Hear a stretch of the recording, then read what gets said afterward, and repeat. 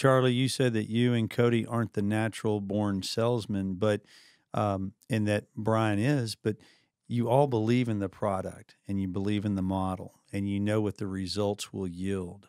And so I think that when you have, it's pretty clear to me that when you have a product that you're selling and it can sell itself, all you have to do is be the one that kind of leads the way, with the buying customer.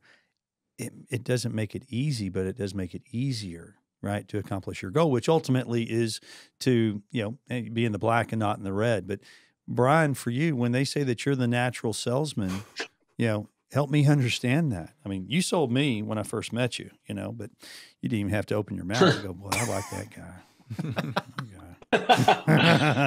Well, just to touch on one thing that you just said, Steve, too, to close out that other part of the convo is when you're getting, like, to your point, when you believe in it and you're getting this positive feedback loop, especially when you're running stores and you have customers coming in, thanking you, telling you about their results, you really, it's like this nirvana, and it's like, holy, these products do work. What I'm doing is helping people. The business economics are working, and it's just kind of this beautiful thing when it's all, in equilibrium like that. Mm-hmm.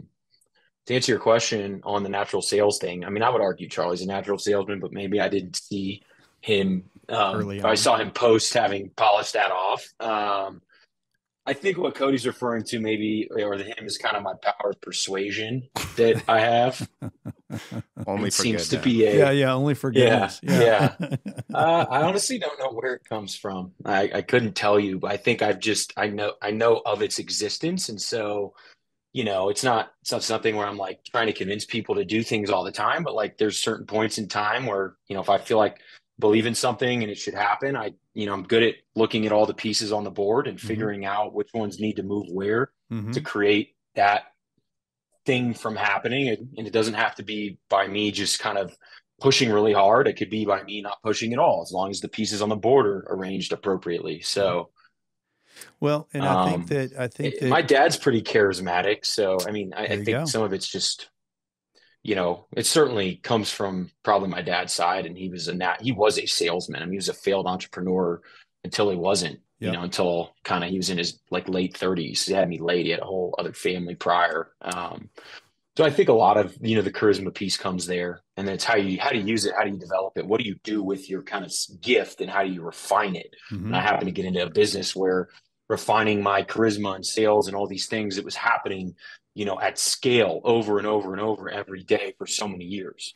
Well, I think ultimately it ends up, the clear and obvious to me is that you're all three in great shape, not only physically, but emotionally and mentally, right? And I think that you have to have all three of, well, I'd say two of the three of you guys are that way, that one of you is, and y'all know which one that is. But I think that, ultimately, to your point, Brian, is that, there aren't very many entrepreneurs that have walked this earth that haven't failed, that are successful, that haven't failed forward, right? A successful entrepreneur does not fail back, right? They fail forward. And to your point about your dad, whatever those endeavors were that led to ultimately where he was very successful at what he did, the same could be said about, the four of us in this room. I mean, myself included. I've had ventures that, I made some mistakes and they didn't work out. And, you get up, you dust yourself off and you move on, and then you go to the next one, and maybe you fell on that one, but ultimately something does end up clicking. And for y'all, it did. And I'd like to touch on how you go from 2, then you go to 4, and then when does that start ramping up, and how does it ultimately get to the 60 plus stores that you have now? Yeah. That didn't happen overnight. To go back one more thing, and I think this is important for people who are in business, and I know, Steve, you do all types of different things within the mortgage space, but one thing that was critical to our business is the fact that when people would come through our door, we would sell them the supplements, but we would help with their diet, right? Okay. And nobody else did that. And so if they left our store and bought one supplement, and we ultimately, let's just call it CLA, right? Just something that we know is like, we're going to sell them this. In the back of my head, this is not enough to really help them.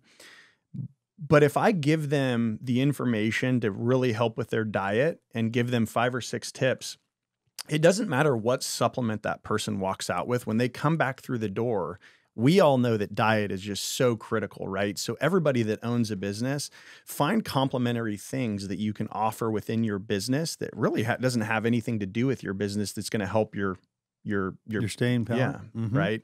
So I don't know. I've called you many times over the years to ask for, hey, I need a broker to help, sell my house. Right. And it's like, you're my guy when I need to call you anything mortgage, house, real estate sort of related. Right. And I think as you offer your customers additional pieces that you make really, no money on, find complementary things to give your customers to then benefit you. To be the glue. Term. Yeah. You want to be the glue. Yeah. So it's a sticky experience at that point, right? People Well would said. say that about you, that dealing with Charlie can be a sticky experience. But it doesn't have anything to do with business. I don't know what that means. Who have you been talking to? I have no idea what you're talking about. No one. I was just listening.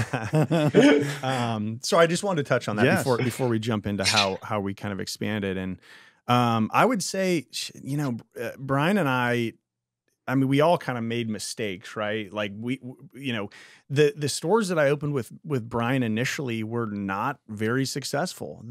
First, like we had owner operators in some of these stores and it just didn't work. We were making a little bit of money, but it was nothing until we actually revealed what we should have been doing. And the amount of time and effort and opportunity that we put into some of these stores like Plano, Texas and Allen, Texas, and some of the stores we opened up in these bigger metros just didn't work. And even looking back, I can't exactly tell you why, because the real estate was good. Some of the demographics were there, maybe the incomes were a little high, but over time we figured out what worked for us, right? Who our customer was, what type of markets we needed to open in, the type of real estate we needed, traffic counts, frontage, co-tenants, all of these different things to make our business work. And I think the biggest revolution in our business was, I would like to point to two stores, one being Killeen, Texas, because I opened up, I was like, let's try this military thing. These guys have got to be buying subs.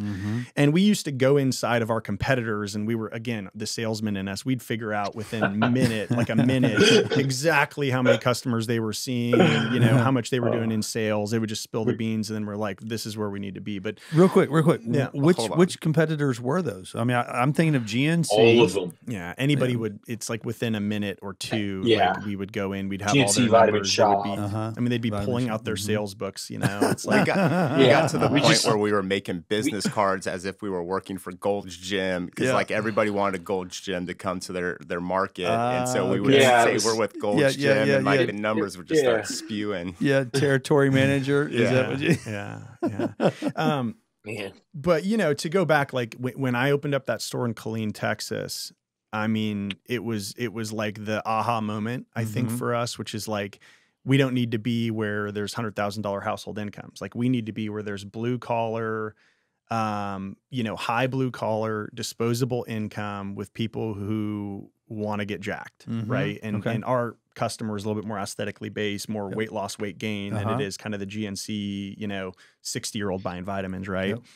And then the second one I point to was a store that Brian and I owned when we opened up in Odessa, Texas, I believe in 2012, right, Brian? Or 12 or 13. I think it was, 12, late 12, November 12. Man, these two stores is what catapulted us into being completely changing our model, because we had a lot of, I just go ahead and call them failed stores in the Dallas metro. Many like what I would call failures that we invested a lot of time and money into. We were able to sell most of them off. Yeah. Yep.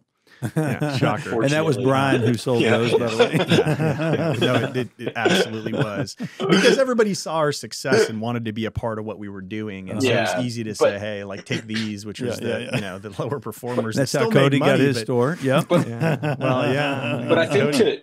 I think to Charlie's point, in those two stores, kind of unlocking this where we needed to be, but because we were grinding against so much, at least I'll speak for myself, in these stores in Dallas, like we were trying to squeeze every drop out of that orange. And so when you have that mindset, when you finally find that perfect market and you're doing every little thing, it's gangbusters. So it's like, being forced to refine and not be sloppy, I think allowed us to take full advantage of these moments where we found the right market, put the right people in, and boom, just explosion.